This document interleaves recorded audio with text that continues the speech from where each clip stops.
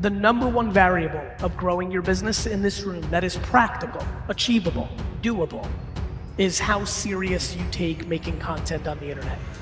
No matter what your excuse is, I promise you, social media is not broken in that story. You're the one that's broken.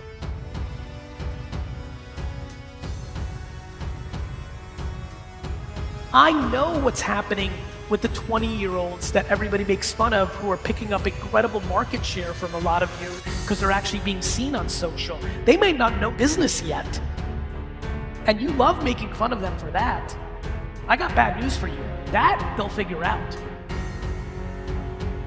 People make fun of things until they don't. Success is the beginning of the end. The ROI, I like to say, of a basketball is billions of dollars for LeBron James.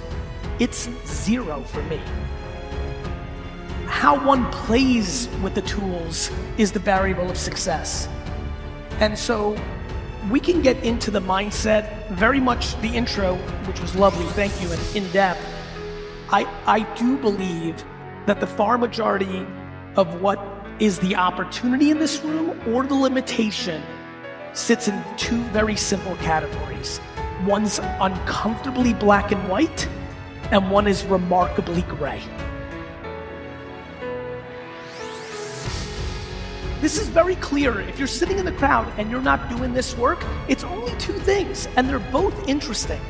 One is audacity. You're audacious that what you did in 1993 or 2001 or 2007 is enough for you to dominate 2022.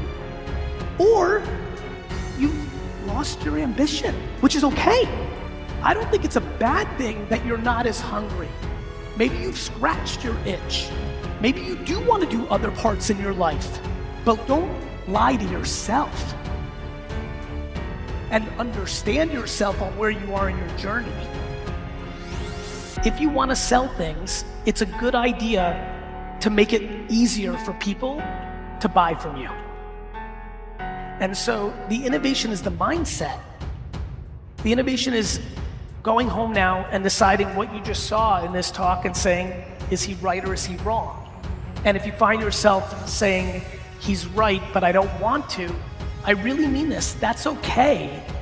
But then you have to be honest with yourself of where you are in your career, whether that means maybe doing something else because you don't have fire for it, or being content, which is fine, a beautiful thing if you're content, but you have to be aware that this is all happening around you. One of the great things about COVID is it breaks your patterns. When you're able to make it to the other side of a war or a pandemic or a challenging time in one's life, it gave you time to kind of slow down. You know, the reality is that life is about understanding the alternative. It's really hard to complain about what milk was put in your Starbucks when you came from dirt. So the number one variable of growing your business is how serious you take making content on the internet. Either you're good at it or you're not, no different than basketball. We need to have a very big conversation in the business world about how much kindness, compassion, empathy are the superpowers of business. Actual kindness means giving without expectation. And I believe in business, what is very clear to me is people think kindness and they use kindness, but what it really is a slight version of manipulation. You're doing something with thinking something else is gonna happen. You're referring because you think you're gonna, and it's all good. It's nice to maybe think, but don't confuse that with kindness. That's called strategy. Don't say you're kind.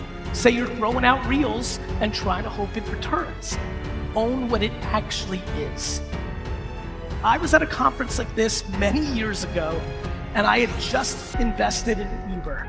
So I'm giving my talk, and I finally throw it out there. And as you can imagine, the room wasn't thrilled with me, but it was a discussion. And all I saw that was why it wasn't gonna work. And all of the answers More regulation. Gary, this is not going to work because we're going to pay the politicians off.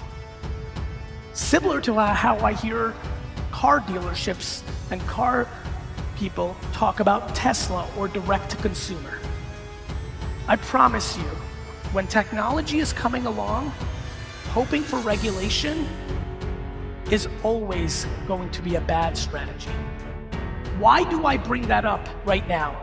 Because I want you to do the 50 hours of homework so you can innovate. What blows my mind is people's inability to put in the work in the face of information. All of you know that this blockchain thing is brewing. You've definitely heard about Bitcoin at this point. You probably maybe heard of Ethereum. It's happening, and it's gonna affect this industry soonest. This is the book industry for the internet. The blockchain is contracts. Please understand that. Please, it's a very important thing. Please spend 15 hours Googling Ethereum and smart contracts. Get educated, not to play defense, but to play offense. You do 15 to 30 hours of homework, you might just change your career. You might shift slightly in what you're doing now to something else. It's a remarkable time, and one thing I know about an immigrant-centric reality is it's not scared to put in the work. And I really know this statement. It likes to pick which work it wants to do. People don't like change. And change is the only guarantee. What the blockchain eventually will do is change the face of what brokerages, leverages in the ecosystem. Right now is the time to build your personal brand on the internet, and I mean right now. How you do that can be totally different. You don't need to be over the top or curse like me. You need to be you. I'm me, you be you. But what you need to do is start producing content to educate people on who you are. If you're uncomfortable with the way you look and you don't want to be on video, then do audio and do a podcast. If you're not sure that you can handle the camera, then write on LinkedIn or Facebook. If you feel more comfortable being the hostess with the mostest, start a Facebook group regionally within your area. One of the greatest arbitrages in this industry right now is starting a Facebook group for the local area where you sell, around the town, not around selling homes, bringing people in, building community, and then just happening to be the person that's hosting that group and picking up the business. These are the black and white tactics available to you. How you build your team and how much empathy you have for the consumer on the other side is the other variable. But the opportunity is staggering. It is staggering. I come here, fly across the country and fly back for one reason: to put so much pressure on this room to do the homework. I mean it. The opportunity is so real. You are literally one viral TikTok video away from selling 13 homes because of it. TikTok's fastest growing demo is 38 to 55-year-olds. You can still think it's 12-year-olds. It hasn't been 12-year-olds for 2 years. That's the game of no versus the game of yes. That's the game of staying curious. The biggest vulnerability to people in business today trying to sell to human beings is their unbelievable calmness and interest in saying the word no, and their visceral reaction to the idea of maybe.